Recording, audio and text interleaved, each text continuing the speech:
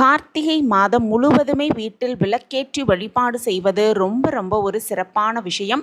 அந்த கார்த்திகை மாதத்தில் வரக்கூடிய கார்த்திகை மகா தீபத்தன்று இந்த நிறத்தில் உடையை அணிந்து பார்த்தாலே போதும், நினைத்த காரியங்கள் அப்படியே நடக்கும் அப்படிங்கிறத பற்றி இந்த பதிவில் நம்ம தெரிஞ்சுக்கலாம். வணக்கம். நம்ம இறையொளி திருவருள் சார்பாக உங்கள் எல்லாருக்குமே அன்பான வணக்கங்க. கார்த்திகை மாதம் அப்படின்னாலே தீபம் ஏற்றுவதற்கான அற்புதமான மாதம். காலையில் சூரிய உதயத்திற்கு முன்பாகவும் மாலையில் 6 மணிக்கு பின்பும் வீட்டின் வாசல்ல 2 அகல் விளக்குகளை ஏற்றி வந்தோன்னா குடும்பத்திற்கு புண்ணியம் கிடைக்கும் அப்படிங்கிறது உண்மை. தெய்வ சக்தி அதிகரிப்பதோடு மட்டுமல்லாமல் மகாலட்சுமியே நம் வீட்டிற்குள் எழுந்து அருளுவார் அப்படிங்கிறது ஐதீகம். வெள்ளி, பஞ்சலோகம் அப்படின்னு எந்த விளக்கு வேண்டுமானாலும் ஏற்றலாம். ஆனால் குறிப்பாக மண்ணினால் செய்யப்பட்ட அகல் விளக்கில் தீபம் ஏற்றுவது அப்படிங்கிறது கூடுதல் மகிமையான சொல்லப்பட்டிருக்கு. கார்த்திகை மாதத்தில் அகல் விளக்கேற்றி வழிபாடு செய்யும் பொழுது செல்வ வளம் பெருகும் அப்படிங்கிறது நம்பிக்கை. ஏன்னு பார்த்தோன்னா அதனுடைய அடிப்பாகத்தில் பிரம்மாவும் தண்டு பாகத்தில் மகாவிஷ்ணுவும் நெய் அல்லது எண்ணெய் நிறையும் இடத்தில் சிவபெருமானும் தீபத்தில் மகாலட்சுமி தேவி, சரஸ்வதி தேவி, பார்வதி தேவி அப்படிங்கிற முப்பெரும் தேவியரும் வாசம் செய்வதாக ஐதீகம். இந்த கார்த்திகை மாதத்தில் வரக்கூடிய திருக்கார்த்திகை தீபம் மகா தீபம் அப்படின்னு சொல்லப்படும்.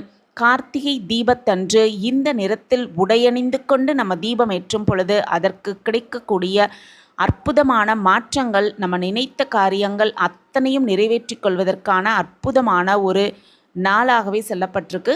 அந்த கார்த்திகை மகா தீபம் என்னைக்கு வருது அப்படின்னு பார்த்தோன்னா டிசம்பர் மாதம் 3ஆம் தேதி புதன்கிழமையோடு சேர்ந்து வருது. பொன் கிடைத்தாலும் புதன் கிடைக்காது அப்படின்னு சொல்லுவாங்க. அந்த அளவுக்கு ராசியான கிழமை அந்த புதன்கிழமை. புதன் பகவானுக்குரிய இந்த கிழமையில் பச்சை ஆடை உடுத்தி அவருடைய அனுகிரகத்தையும் சிவபெருமானின் ஆசிர்வாதத்தையும் முழுமையாக பெற்றுக்கொள்வதற்கான அற்புதமான நாளாக சொல்லப்படும் அந்த கார்த்திகை மகா தீப திருநாள் அன்னைக்கு பச்சை நிறத்தில் பட்டாடை, முடிகிறவங்க பட்டிலான ஆடை அணிந்து கொள்ளலாம். அப்படி இல்லாத பட்சத்தில் பச்சை நிறத்திலான காட்டன் புடவைகளை உடுத்தி கொண்டு அன்று தீபம் ஏற்றும் பொழுது நம்ம நினைத்த காரியம் அனைத்தையும் நிறைவேற்றி கொள்வதற்கான அற்புதமான ஒரு நிறமாகவே சொல்லப்பட்டிருக்கு. இந்த அற்புதமான கார்த்திகை தீப திருநாள் அன்னைக்கு திருவண்ணாமலையில் மகா தீபம் ஏற்றப்படும். அந்த திருவண்ணாமலை கார்த்திகை தீபத்தை நம்ம தரிசனம் செய்தோன்னா பலவிதமான நன்மைகள் கிடைக்கும் அப்படிங்கிறது உண்மை. நினைத்தாலே முக்தி தரும் திருவண்ணாமலை தீபம் அப்படிங்கிறதும் இங்கு சிவனே மலையாக அமர்ந்திருப்பதாக ஐதீகம். அதனால தான் சிவபெருமானை வலம் வந்து வழிபடுவதாக நினைத்து பக்தர்கள் அன்று மலையை கிரிவலமாக வந்து வழிபடும் வழக்கம் நிறைய இடத்துல இருக்குது. நிறைய பேர் அன்று கிரிவலம் போவாங்க. அளவில்லாத சிறப்புகள், அற்புதம் நிறைந்த தலமாக அந்த திருவண்ணாமலை விளங்குது அப்படிங்கிறதுல எந்த ஒரு சந்தேகமே கிடையாது.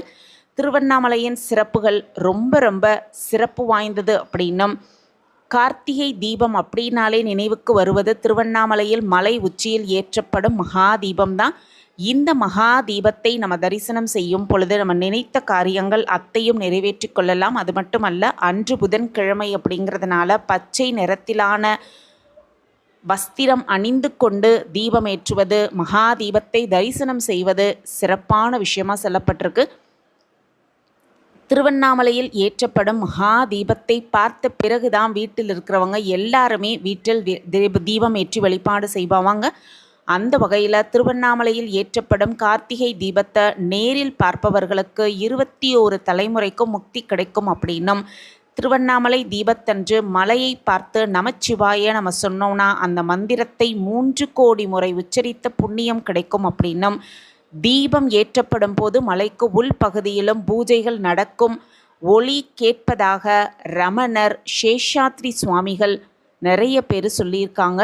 திருவண்ணாமலையில் கார்த்திகை தீபம் ஏற்றப்பட்ட பிறகு அதை பார்த்து வணங்கியபடி கிரிவலம் வந்தோன்னா அந்த ஜோதியின் கதிர்கள் நம் உடம்பில் பட்டு ஆன்ம சக்தி அதிகரிக்கும் அப்படின்னும் சொல்லப்பட்டிருக்கு. மகா தீபம் ஏற்றப்படும் பொழுது மலை மீது தீபம் ஏற்றப்படும் பொழுது தீப மங்கள ஜோதி நமோ நம அப்படிங்கிற பாடலை பாடி நம்ம வழிபாடு செய்தோன்னா வாழ்வில் மங்களங்கம் பெருகும் அப்படிங்கிறது உண்மை. கார்த்திகை தீபத்திற்கு 3வது நாள் மலைய பஞ்சமூர்த்திகளும் வலம் வருவது மிக சிறப்பாக நடைபெறும். அப்பொழுது நாமும் கிரிவலம் வருவது மிகப்பெரிய புண்ணிய பலனை பெற்றுக் கொடுக்கும் அப்படின்னும், இந்த அற்புதமான கார்த்திகை தீபத் திருநாள் அன்னைக்கு மறக்காம பச்சை நிறத்திலான வஸ்திரத்தை அணிந்து கொண்டு தீபம் ஏற்றுவது, தீபத்தை தரிசனம் செய்வது, திருவண்ணாமலையில் கிரிவலம் செய்வது, இந்த மாதிரி விஷயங்களை நம்ம மேற்கொள்ளும் பொழுது நினைத்த காரியம் அனைத்தும் நிறைவேற்றிக் கொள்வதற்கான வாய்ப்பு அற்புதமாக கிடைக்கப்பெற்று சகல சௌபாக்கியத்தோடு வளமாகவும் நலமாகவும் வாழலாம். இந்த பதிவு உங்களுக்கு பயனுள்ள பதிவாக இருக்கும் அப்படின்னு நான் நம்புகிறேன். நம்ம சேனலை நீங்கள் ரொம்ப ரொம்ப ஆதரவு கொடுத்துக்கிட்டு வரீங்க. எனக்கு ரொம்ப ரொம்ப சந்தோஷம். உங்கள் ஆதரவு மென்மேலும் கிடச்சிக்கிட்டே இருக்கும் அப்படிங்கிற நம்பிக்கையோட மீண்டும் ஒரு புதிய பதிவில் பார்க்கலாம். இந்த பதிவு உங்களுக்கு பிடிச்சிருந்ததுன்னா மறக்காமல் லைக் பண்ணுங்கள், ஷேர் பண்ணுங்கள், அப்படியே ஒரு கமெண்ட்டையும் போட்டுருங்க. உங்கள் கமெண்ட் தான் எங்களுக்கு மிகப்பெரிய ஒரு ஊக்கமாகவே இருக்கும். மீண்டும் ஒரு புதிய பதிவில் பார்க்கலாம். நன்றி, வணக்கம்.